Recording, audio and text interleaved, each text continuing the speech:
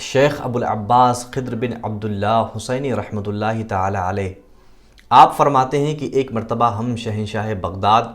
سیدنا شیخ عبد القادر جیلانی رضی اللہ تعالی عنہ کے مدرسے میں حاضر تھے۔ رات کا وقت آیا تو ایک خلیفہ آپ کی بارگاہ میں حاضر ہوا اور اس نے آپ سے سلام عرض کیا۔ پھر اس نے عرض کیا کہ حضور مجھے کچھ نصیحتیں فرمائیں اور کچھ میں آپ کے لیے تحفہ لے کر کے آیا ہوں، آپ اسے قبول فرمائیں۔ اس نے 10 مال و زر سے بھری ہوئی سونے اور چاندی کی تھیلیاں آپ کی بارگاہ میں پیش کیں۔ آپ سیدنا سرکار غوث اعظم رضی اللہ تعالی عنہ نے اس کے مال و زر کو لینے سے انکار فرمایا اور فرمایا کہ مجھے تمہارے مال و متاع کی ضرورت نہیں ہے، میں تمہیں ایسے ہی نصیحتیں کرتا ہوں۔ لیکن اس خلیفے نے اپنے مال کو واپس لینے سے انکار کر دیا اور اس نے کہا کہ یہ آپ بہر صورت قبول فرمائیں، میں اسے واپس نہیں لیتا۔ آپ سرکار غوث اعظم رضی اللہ تعالی عنہ کو جلال آیا اور آپ نے ایک تھیلی دائیں ہاتھ میں اٹھائی اور ایک تھیلی آپ نے بائیں ہاتھ میں اٹھائی۔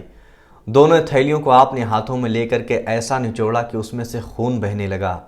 آپ نے ارشاد فرمایا، کیا تم اللہ تعالیٰ سے اس معاملے میں نہیں ڈرتے ہو کہ لوگوں کا ناحق لوٹا ہوا مال، ناجائز حاصل کیا ہوا مال تم لا کر کے مجھے دینا چاہتے ہو بطور تحفہ، اور پھر اوپر سے یہ کہتے ہو کہ آپ مجھے کچھ نصیحتیں فرمائیں۔ فرمایا تم اس طرح لوگوں کا ناحق مال لوٹنا بند کرو، اللہ تعالیٰ ورنہ تمہیں اس دن کے سخت عذاب میں مبتلا فرمائے گا جس دن کوئی کسی اور کا پرسان حال نہ ہوگا۔ اتنا سننا تھا کہ وہ خلیفہ بے ہوش ہو گیا۔ اللہ اکبر! یہ اولیاء کرام کی شان ہوا کرتی ہے۔ اس واقعے سے ہم کئی چیزیں اخذ کر سکتے ہیں۔ اللہ کے اولیاء کرام کے بارے میں اللہ تعالیٰ نے ارشاد فرمایا، الا ان اولیاء اللہ لا خوف علیہم ولا هم یحزنون۔ یہ سن لو، اللہ تعالیٰ کے اولیاء کرام کو، اللہ تعالیٰ کے دوستوں کو، اللہ تعالیٰ کے نیک بندوں کو نہ تو کسی چیز کا خوف ہوتا ہے اور نہ ہی وہ غمگین ہوتے ہیں، نہ تو یہ بادشاہ وقت سے ڈرتے ہیں اور نہ ہی لوگوں کے ناراض ہو جانے کا خوف ہوتا ہے انہیں۔ ان کا جو ماضی ہوتا ہے نہ تو اس بات کے لیے غمگین ہوتے ہیں اور نہ ہی فیوچر میں آنے والے کسی چیز کا یہ خوف اپنے دلوں میں بٹھاتے ہیں، بلکہ ان کو اللہ تعالیٰ کے علاوہ کسی اور کا خوف نہیں ہوتا۔ اور یہی اولیاء کرام کی شان ہوا کرتی ہے کہ انسان کے دل میں یا تو اللہ تعالیٰ کا خوف بیٹھے گا یا تو عوام کا خوف بیٹھے گا، اور جب انسان کے دل میں عوام کا خوف بیٹھ جائے پھر اسے ہر ایک چیز سے ڈر لگنے لگ جاتی ہے۔ لیکن وہ انسان جو صرف اللہ تعالیٰ سے ڈرتا ہے، اللہ تعالیٰ کے فرائض کی ادائیگی کرتا ہے، اللہ تعالیٰ کا خوف اور اللہ تعالیٰ کا ڈر اپنے دلوں میں جما لیتا ہے، پھر دنیا میں اسے کسی اور چیز سے ڈر محسوس نہیں ہوتا۔ ہم اپنی زندگی میں غور کریں کہ جب کوئی ہمیں اپنا ناجائز اور ناحق مال دینا چاہتا ہے، پھر ہم اسے آگے بڑھ کر کے لیتے ہیں، یا پھر ناجائز اور ناحق ہونے کی وجہ سے، حرام مال ہونے کی وجہ سے ہم اسے رد کر دیا کرتے ہیں۔ تو اولیاء کرام کی یہ صفت ہوا کرتی ہیں کہ وہ حلال کماتے ہیں، حلال کھاتے ہیں اور وہ حرام کے قریب نہیں جاتے۔ ہم بھی اپنے اندر یہ صفت پیدا کریں کہ جب ہمیں یہ معلوم ہو جائے کہ یہ مال ناجائز اور حرام کا ہے تو ہم اس مال کے قریب نہ جائیں۔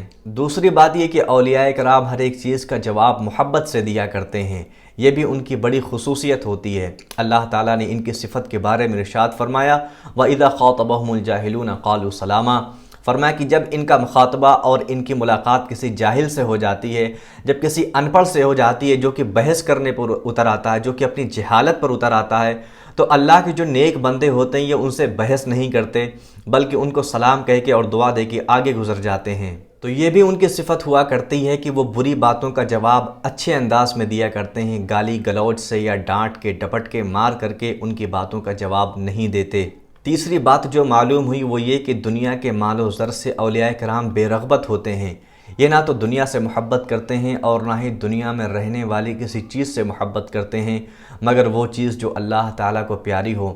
آپ آقا کریم صلی اللہ تعالی علیہ وسلم نے ارشاد فرمایا، الدنیا ملعونۃ ملعون ما فیہا الا ما کان للہ منہا، یعنی دنیا ملعون ہے، دنیا مردود ہے، دنیا میں جو چیز ہے وہ بھی مردود ہے، وہ اللہ تعالیٰ کو محبوب اور پسند نہیں ہے، بلکہ فرمایا الا ما کان للہ منہا، مگر وہ چیز جو اللہ تعالیٰ کے لیے اس دنیا میں لی گئی ہو، وہ عمل کیا گیا ہو جو کہ اللہ تعالیٰ کے لیے کیا گیا ہو، وہ کمائی کی گئی ہو جو اللہ تعالیٰ کی اطاعت و فرما برداری میں ہو، دنیا سے وہ چیز حاصل کی گئی ہو جو اللہ تعالیٰ کو ناراضگی کا سبب نہ بنتی ہو۔ فرمایا وہ چیز تو پھر جائز ہے، لیکن جو چیز اللہ کی معصیت میں میں اللہ کی نافرمانی میں جو چیز حاصل کی گئی ہو وہ چیز اللہ کو ناراض کر دیتی ہے اور وہ مردود ہے، ملعون ہے، اس کی وقات اور اس کی حیثیت اللہ تعالیٰ کی بارگاہ میں ذرے کے برابر بھی نہیں ہے۔ دوسری حدیث پاک میں آپ نے ارشاد فرمایا کہ حب الدنیا رأس کل خطیۃ، فرمایا کہ دنیا سے محبت یہ تمام برائیوں کے اور تمام گناہوں کی جڑ ہے۔ جب انسان کے دل میں دنیا کی محبت پیدا ہو جاتی ہے، پھر اس کے اندر اس کے دل میں حلال اور حرام کی تمیز ختم ہو جاتی ہے، پھر وہ حرام کے قریب جاتا ہے، دھیرے دھیرے اس کی زندگی حرام میں اس قدر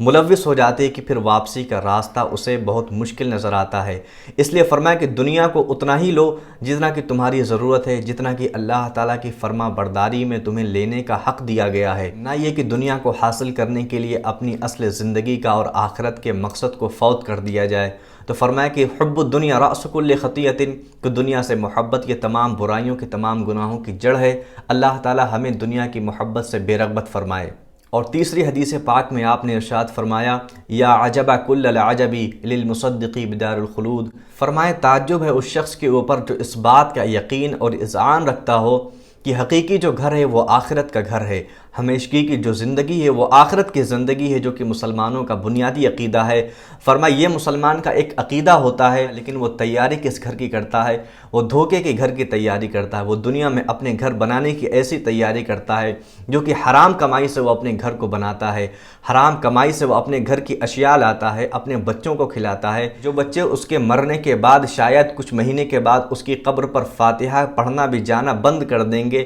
لیکن افسوس کہ یہ وہ انسان ہے جو اپنے بچوں کے لیے حرام کمائی بھی کماتا ہے، لیکن کل قیامت کے دن افسوس کرے گا کاش میں نے حلال کمائی ہوتی اور میں نے اپنے بچوں کو حلال کھلایا ہوتا تو آج مجھے حرام کمائیوں کا حساب نہیں دینا ہوتا۔ تو آپ صلی اللہ تعالی علیہ وسلم نے ارشاد فرمایا کہ تعجب ہے اس شخص کے اوپر جو اس بات کا یقین رکھتا ہے کہ ہمیشگی کا گھر وہ آخرت کا گھر ہے، لیکن وہ تیاری کرتا ہے دھوکے کے گھر کی۔ اللہ تعالیٰ کی بارگاہ میں دعا ہے کہ اللہ تعالیٰ ہمیں اس دنیا سے بے رغبت فرمائے، ہمیں اور آپ کو اللہ اور اس کے رسول سے محبت اور اسی کی یاد میں جینے مرنے کی توفیق عطا فرمائے۔ استغفر اللہ ربی من کل ذنب واتوب الیہ۔ السلام علیکم ورحمۃ اللہ وبرکاتہ۔